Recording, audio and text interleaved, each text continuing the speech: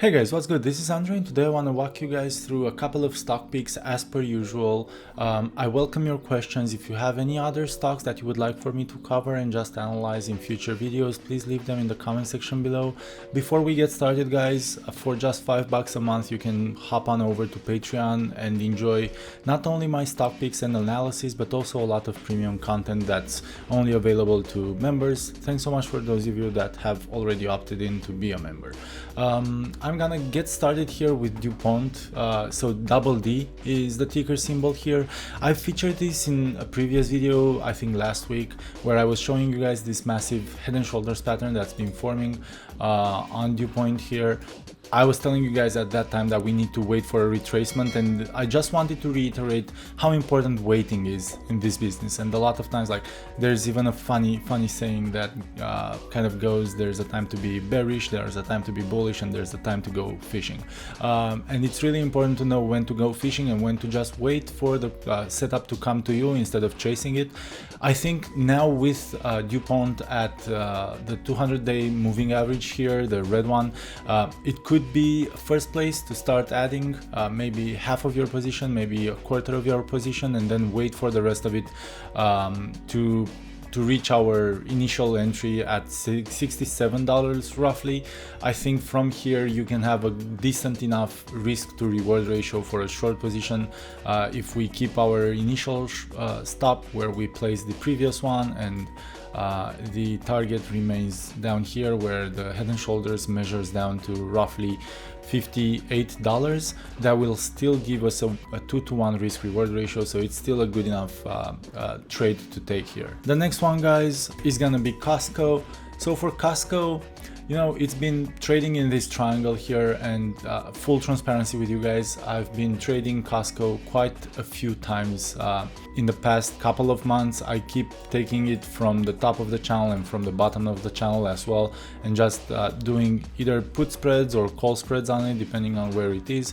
We are once again testing this upper boundary of the channel. Now of the triangle, what I want to lead with is usually you shouldn't actually trade within the triangle, but obviously with Costco being such an expensive stock, for instance, between this peak over here at $525 and this trough at $466, there's a lot of profit to be made. So it's not like you have a very narrow margin that you're trying to play, you actually have plenty of space.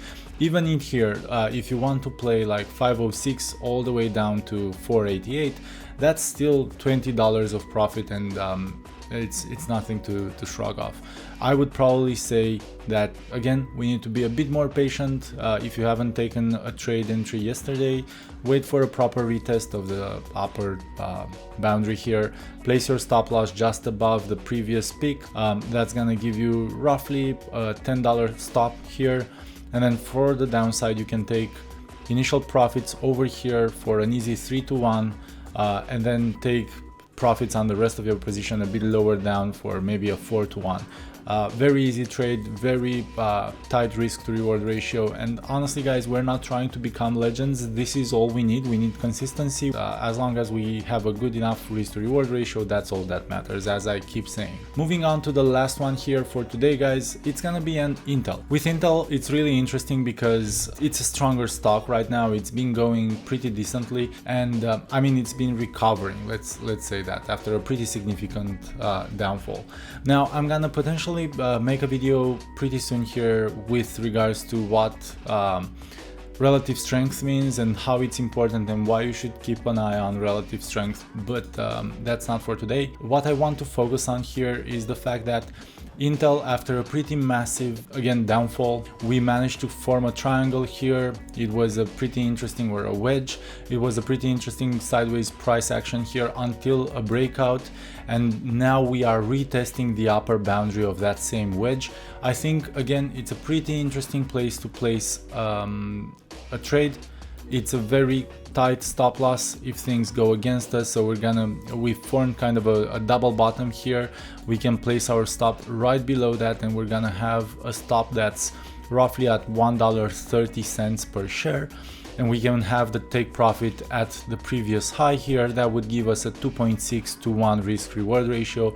But obviously I think that if Intel manages to go higher from here, we're possibly gonna retest these previous peaks from over here, maybe close the gap, or at least get right to the underside of this gap over here. So that would take us all the way up to roughly $37 for a 5 to 1 risk to reward ratio. Guys, that's about it for today. Please like, subscribe, and let me know if you have any questions. I'll catch you next time. Take care.